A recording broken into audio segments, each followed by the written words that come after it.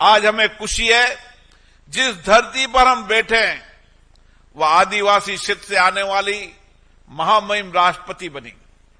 आज भारत का नेतृत्व कर रही है। दुनिया के अंदर भारत के विजन, भारत के दृष्टिकोणों को बता रही है, हमारे लोकतंत्र की ताकत को बता रही है कि गांव में बैठकर एक व्यक्ति सामाजिक न्याय के आधार पर देश का राष्ट्रपति बन सकता है, प्रधानमंत्री बन सकता है, मुख्यमंत्री बनता है। यह हमारी सामाजिक न्याय के लोकतंत्र की ताकत है। और इसीलिए हमें इन सारे वर्गों को जोड़कर, जब तक अगर इन देश को आगे बढ़ाना है तो हमें पिछड़े, दलित, शोषित व्यक्तियों को आगे बढ़ाना होगा। हमें भारत को अगर समतामूलक देश बनाना है तो हम उनको अधिकार और न्याय की आवश्यकता के अनुसार उनको अधिकार देने होंगे। टेक्नोलॉजी के अंदर हर क्षेत्र में अलग अलग बिना आरक्षण के मिले हुए भी देश और दुनिया में नेतृत्व कर रहे हैं। और इसीलिए भारत के नौजवानों के जीवन को बदलाव करने के लिए इन संसदीय समितियों के अंदर शिक्षा से लेकर, तकनीकी शिक्षा के लेकर, डिजिटल शिक्षा से लेकर विज्ञान और टेक्नोलॉजी शिक्षा के अंदर हम सरकारों को सुझाव दें कि बदलते परिप्रेक्ष्य के अंदर जो प्रौद्योगिकी का युग आ गया है, तकनीकी का युग आ गया है, टेक्नोलॉजी का युग आ गया है, तो हम शिक्षा के इन मंदिरों को, चाहे कॉलेज हो, विद्यालय हो, उनको कैसे और बेहतर केंद्र बनाएं, उनको और किस तरीके की सुविधाएं उपलब्ध करा सके ताकि वह अपनी बौद्धिक क्षमता से, नए इनोवेशन से भारत की प्रगति में योगदान दे सके। और इसी के साथ हमारी महिलाएं भी, चाहे अनुसूचित जनजाति की महिलाओं, उन्होंने देश के अंदर अलग अलग क्षेत्रों में बड़ा प्रतिनिधित्व किया है। आज हमें खुशी है, जिस धरती पर हम बैठे हैं वह आदिवासी क्षेत्र से आने वाली महामहिम राष्ट्रपति बनी। आज भारत का नेतृत्व कर रही है।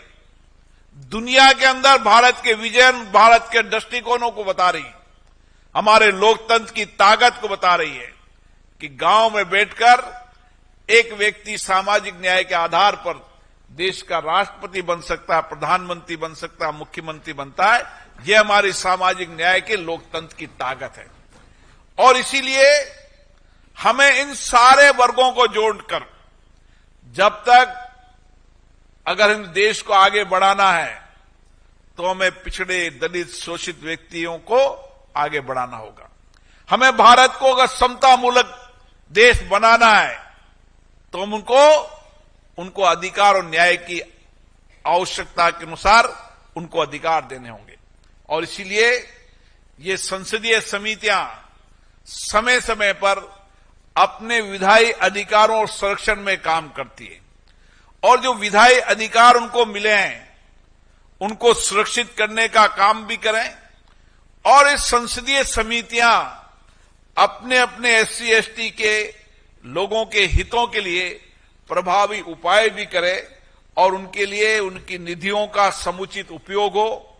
बजट आवंटन की समीक्षा करते हुए जिस विषय के लिए बजट आवंटन हुआ है वह विषय, उन विषय वस्तु में बजट हुआ, लगाए नहीं लगाए।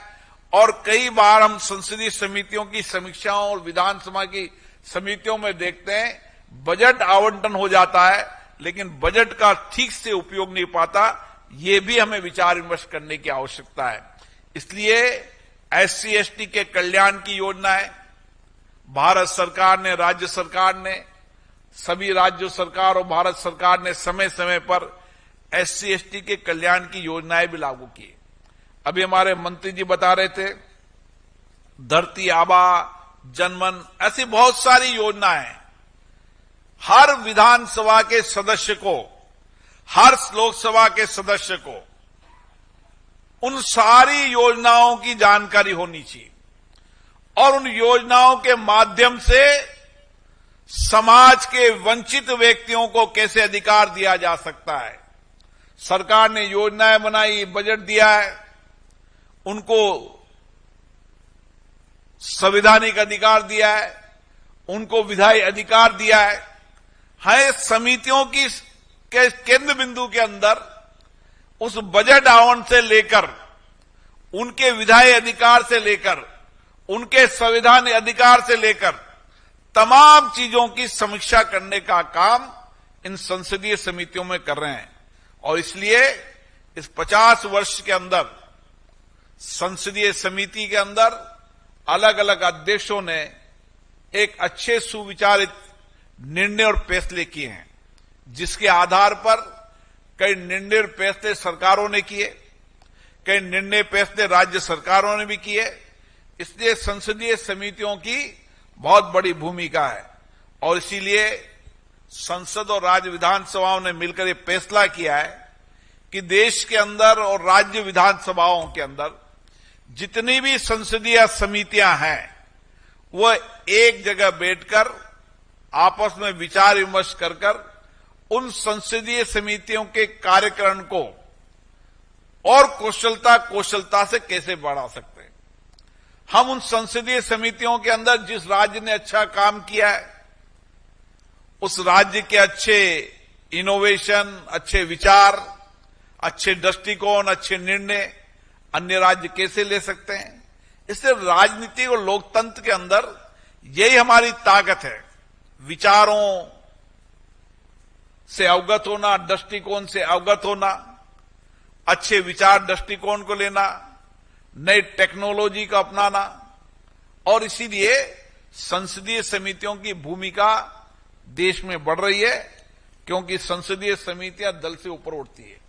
क्योंकि हम राज्य और लोकसभा विधानसभाओं के अंदर जिस तरीके की चर्चा संवाद होना चाहिए, उसकी कमी के बारे में हम सब चिंतित हैं। जो भाषाओं का उपयोग होना चाहिए, जो आचरण व्यवहार का उपयोग होना चाहिए, उसके लिए भी हम चिंतित हैं। इसलिए संसदीय समिति के अंदर हमारी भाषा, हमारे विचार, हमारा दृष्टिकोण दलगत राजनीति से ऊपर होता है।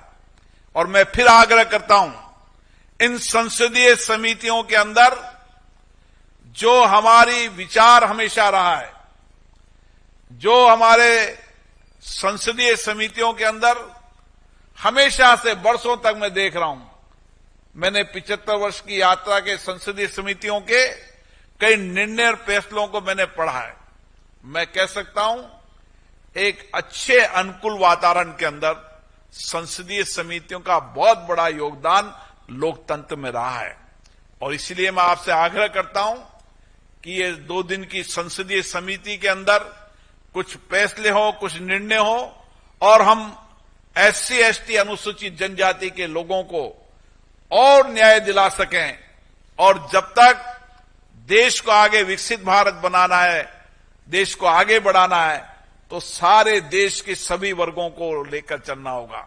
समाज के वंचित गरीब व्यक्तियों को, जिसमें 75 वर्ष के अंदर हमने काफी उनके जीवन में परिवर्तन किया है, लेकिन हमारा लक्ष्य है जब 2047 तक विकसित भारत बनाना है तो समाज के सभी लोगों को साथ लेकर चलेंगे, सबके जीवन में बदलाव करेंगे और सबको न्याय और समता मूलक भारत बनाने के संकल्प और विचारों के साथ यहां जाएंगे। और आप सभी को बहुत बहुत धन्यवाद। मुझे आशा है इस धरती से कुछ अच्छे फैसले होंगे, निर्णय होंगे। और इस सम्मेलन को आयोजित करने के लिए मैं यहाँ की विधानसभा के अध्यक्ष जी को बहुत बहुत धन्यवाद देता हूं और संसदीय समिति के हमारे चेयरमैन जिन्होंने विशेष रूप से रुचि ली, फग्गन सिंह जी कुलेश्वर को भी बहुत बहुत धन्यवाद देता हूं। आप सबको बहुत बहुत धन्यवाद।